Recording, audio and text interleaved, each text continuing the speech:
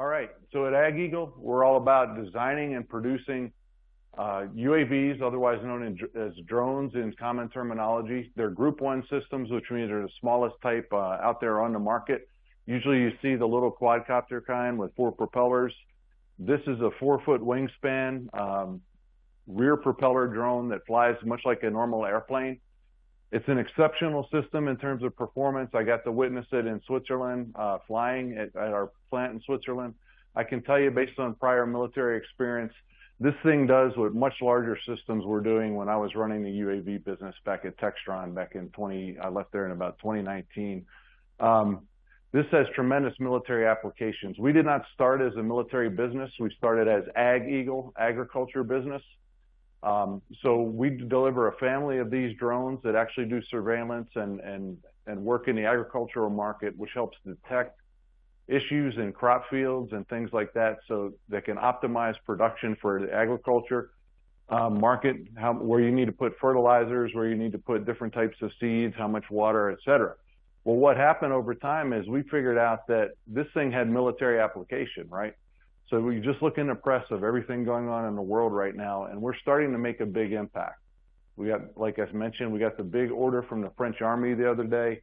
So the military itself is seeing value in it, and I'll talk more about that in just a minute. On the sensor side, we also design and build sensors primarily for the agricultural market, which we have also found have applicability in various defense missions, such as landmine detection. So those are multispectral sensor systems. You can see an example of some of the overlays of the imagery over on the right side of the chart. So we had done a major shift in our strategy. We were all about agriculture. We were all about civil and commercial, but now we're laser focused on growth in the defense market.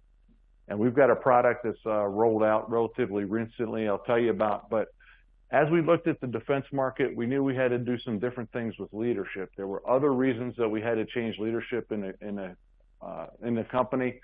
These 6 positions, other than Grant Begley, who's been our chairman of the board for a few years, every position on there is new. And we brought on a retired major general named Malcolm Frost as part of our, defense influence community.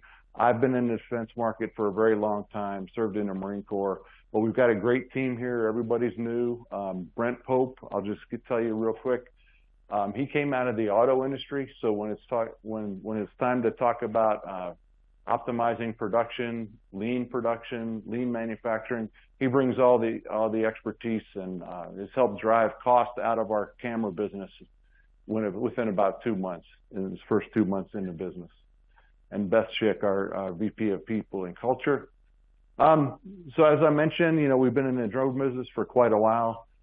2009 is when AgEagle first started developing what's called the EB family of drones. We had another family of drones prior to that, but you can see there were several revisions of it before we got to where we are now. In 2023, we rolled out something called the EB Vision. So that video that you saw at the beginning of the presentation was the EB Vision, which is all tailored for ISR missions, surveillance missions for defense and security. We rolled that out in 2023, so then the design was complete and it's ready for production. And now we're just hitting our commercial and defense sales on that product. So it's a very rugged system, man-packable. You put it in a backpack, carry it around. You can assemble it in 3 minutes, launch it by hand. When you launch it by hand, it flies up to about 150-foot altitude and goes into an automatic circle until you send it off on its mission. It can have pre-programmed missions or manually controllable missions. One of the best capabilities this system has, and I'm talking now as like a tactical commander would, the reason this has so much utility is not only are you getting real-time imagery, both RGB, which is normal visible imagery, or infrared, night vision. The other thing you can do when the system lands, you can build a 3D model of whatever target you were flying around. So if I'm a tactical commander and I have to send my troops into a compound or into a building to take out the threat, I need to get a 3D visualization of what that looks like without having to be there getting shot while I'm doing it, right? So you can visualize the whole exterior of the building, figure out the best entry points, where am I going to put my lookouts, my security, etc. So just tremendous system. As I mentioned, it's got a lot of benefits. The other thing, these systems overall, a lot of our sales have been international. We're starting to make progress in the U.S., which I think, as everybody knows, is the largest defense market in the world. It's been certified by DIU, which is Defense Innovation Unit, and DIU has certified it as something called Blue UAS, which means it meets all the basic cyber criteria, security criteria, and it's also been certified by the FAA for flight over people. That's a hard designation to get. Even these little quadcopters many times cannot get automatic flight over people. So we've been certified to do that. We could fly this over stadiums if we did the right pre-coordination, fly it over crowds and cities. So it's got a tremendous amount of utility.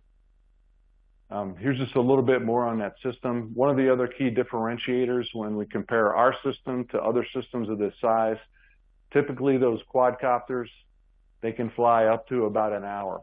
This thing can fly 90 minutes. It has a much longer range. It's got a better camera set on it.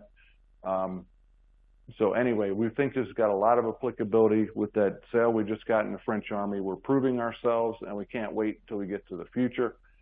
Here's a little bit on our market cap, running about 7 to 8 million on a daily basis as our market cap, the stock price. I urge all of you to watch it. Our ticker is UAVS. Take a look, see what we do from day in and day out. And I want to tell you a little bit about our sales, because you can see we had a drop in 2022 from 2022 to 2023. The reason for that is we had a couple of versions of our drones that were coming to the end of life, and the EB Vision wasn't ready for being rolled out into production yet until late in 2023. So we're on the rebound now. You're going to see better numbers than that this year. We hope and expect. We're pushing hard to be back where we were in 2022 and beyond. But we don't give any forward-looking statements. We haven't given any guidance to the market, but that's what we're pushing to do. And other than that, what questions might you have? Sure.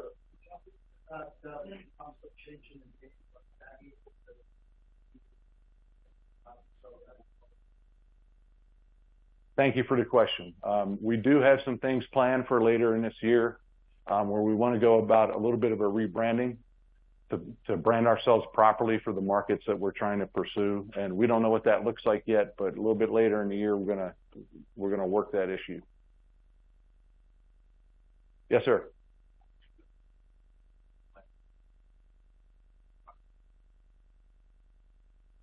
So the competitive landscape, there are a lot of competitors in the military, but a lot of those are at the different group sizes.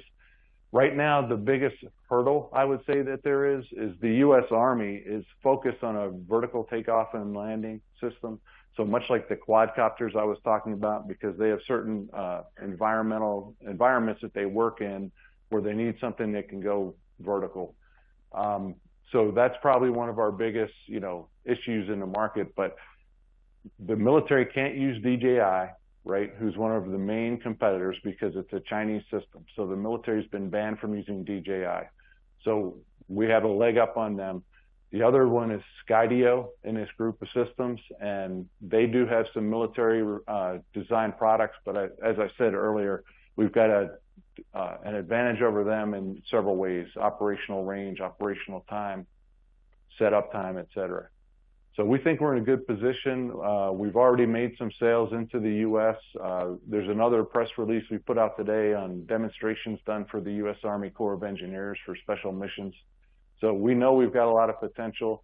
AgEagle's also made some sales to the Marine Corps, and so we're just starting to pick up. Sir?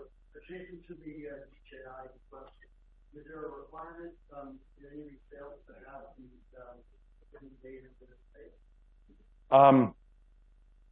You mean with the U.S. government sales? Yes.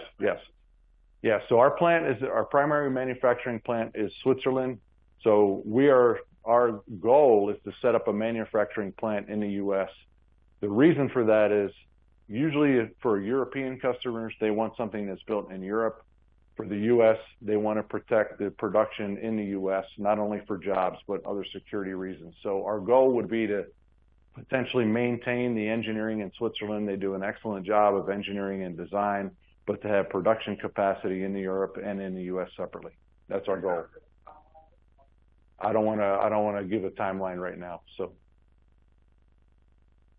But that's why we need so many of you to invest in a company, right? Because we need the money to go do that kind of stuff.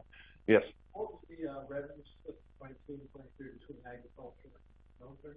Mark, do you know? By the way, I'm 2.5 months into the company, so if I can't answer every question, you'll know why. Yes, anybody else? Sir? That's you, Ronnie.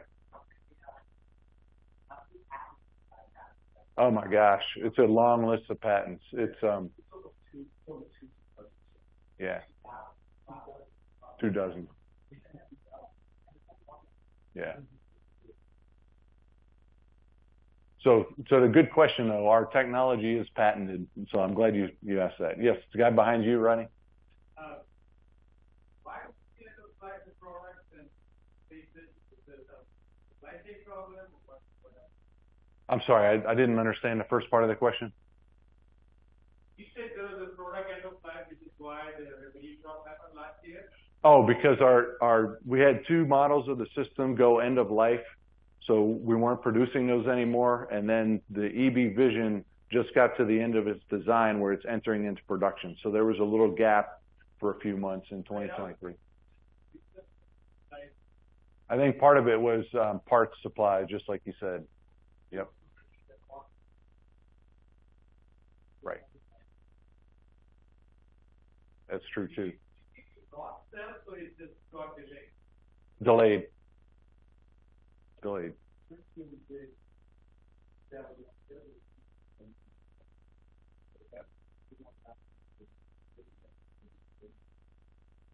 Right. In the back? Ownership structure, you can look at our cap tables. All that data is online in the 10K. It's several outside investors. Management does own a percentage, very small percentage in general.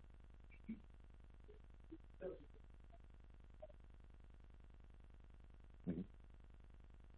Yes. 2 months. And then, one of the reasons that we're patriotic, number one, as U.S. leadership, so we want to support critical missions around the world. But the other reason is once we start getting into the security and defense market, those markets are sticky, right? Once you get an initial order, let's take an example, it's a hypothetical example because I don't have any exact data. But the French deal, we sell them 40 drones, right? We service those work well, they operate well, that customer comes back and buys more. The more they buy, sometimes there are operational or logistics contracts that also follow those. So we know once the U.S. military or another military force buys, they're a lot stickier than a one-time commercial sale. So we know there's staying power in that market as long as we serve the customer. There could be. There's a potential of training revenue. Right now, we've done our training gratis to help sell the product. Mm-hmm. Sure.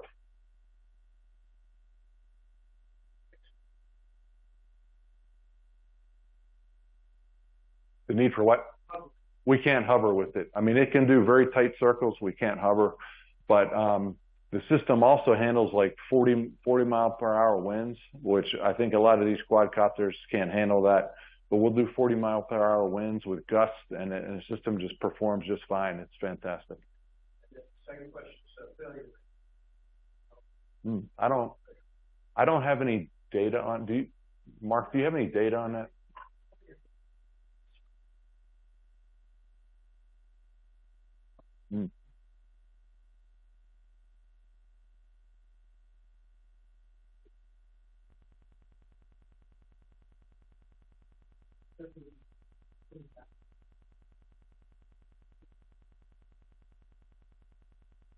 So when Mark says it can handle a lot of belly landings, we tested in the EB Vision when it's going through design, we have a test fixture that actually launches the system onto the gravel. We did 650 landings without a failure. So it's pretty robust. Right. Sir. Could you talk about survivability of the product in a hostile environment?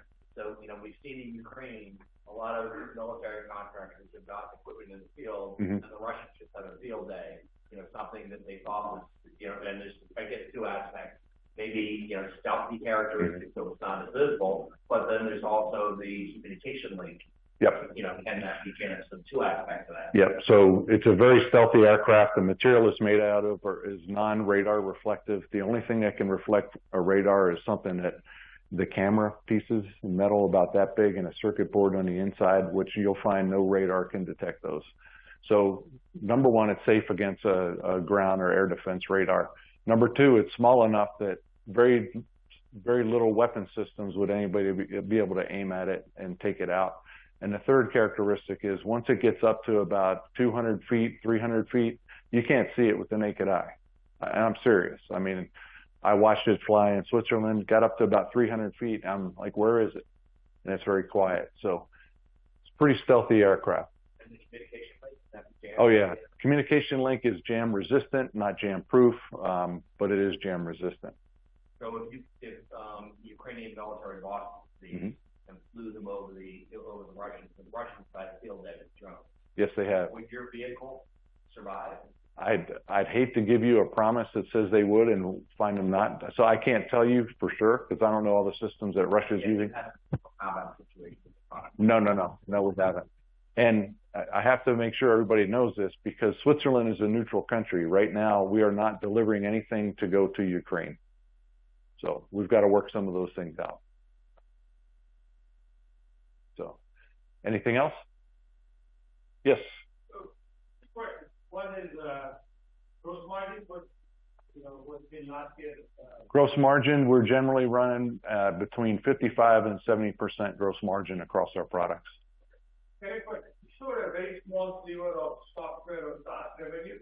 Can you elaborate a little bit more about where it's coming from and where it's going? What's your comment? Yeah, it's a very good question. We've got two main software products for software as a service, and we've taken all that software and now we're integrating that into our systems to be able to control and fly the drones. So we're moving out of the software as a service as an independent business, and we're taking all that software and integrating them into our systems and make it part of the system sale. So we're just taking a different approach to the market with that because, like you said, the independent business is such a small slice. It makes sense just to utilize that technology, incorporate it in our other sales. So, but then that means there will not be any recurring push-out. I didn't understand. I'm sorry. So SaaS typically is a recurring business, right? So yes. If you bundle it with your system, then you're not expecting any recurring software business. Good point. Yes, on the drone sales, right? So that's software. So you don't have agriculture. Yeah, I was thinking agriculture is very good. I mean, we're Yeah, the opportunity to get your base, right? Your returning so the military get and they can contract, right? Okay, you build it. The training and maintenance. Yes. As part of what I was mentioning as the stickiness of the military sales, yes. Maybe I didn't say it very well. Yes, sir. So apart from the military, to go back to the commercial side, I'm not clear, are you potentially completely exiting that? Not at all. And then historically, why, and maybe this is the question for your CFO who was around, why didn't you see more results, and focus primarily on ag? There's other uses, pipeline monitoring, for example, law enforcement. Why weren't you more successful? How are you going to market and how are you changing that? So number one, we're not getting out of the ag market. We're not getting out of the civil market. We're not getting out of the inspection market. All those things that we've been in historically, we're not exiting. It's just we're putting additional focus onto the military side because we see much larger growth on the military side. We're absolutely not exiting those. One of our limitations in the ag market, a lot of our ag revenue comes out of the cameras rather than the drones. So those cameras are specialized for, there's two big pieces of the ag market, and I'm learning a lot about this. There's the industrial ag, the really big agriculture, and then there's the specialty, what they'll call research ag. Our systems are specialized for the research side. So we're looking at revisions to our systems now to make them easier to use and more applicable for the industrial ag side. If we're successful in doing that, there's a lot of growth to be had on agriculture. So no, we don't plan to exit. We want to keep doing that work. And then your other question, I'll see if Mark can answer. Why have you been more successful, and why didn't you go after other verticals other than just agriculture? Yeah, on this selling drones because the agriculture industry and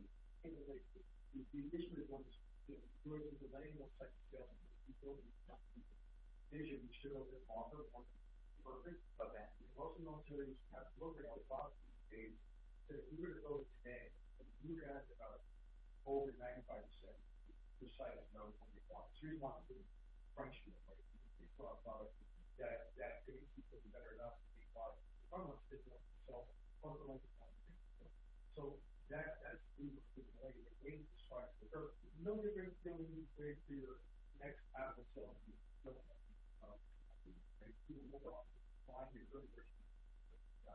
that's, you know,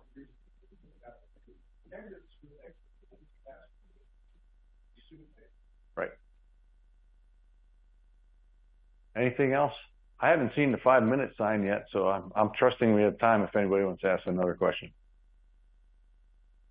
What I also had on the question is you understand that if you look at French aerospace, it's probably considered more feedback, not a feedback, and aero defense world today. The fact that they chose us as part of their platform is almost. Yeah. I think that would be an interest of other companies supported us today. They're the best in the marketplace. Why not do this follow? So I think it's either ourselves. Another question, another follow-up. So you mentioned that you can't sell in Ukraine because of Swiss neutrality. What happens if one of your customers, France gets into a war? You have to cut them off because you're in Switzerland? No, if France is in a war, if France deploys to Ukraine, then we didn't go in selling for it to go to Ukraine. We've actually talked to the Swiss lawyers about this. If we make all our sales legit and then that country independently takes it in, that's another story. So, but if we know there's a sale being lined up specifically for Ukraine, we can't make that sale under the current law. Ukraine specific, or is it any country that's currently in war? So, like, you couldn't sell to Israel? I don't know that anybody could answer your question specifically unless we talk to the Swiss lawyer. Okay. So, well, if there aren't any other questions, thank you very much. Appreciate your time.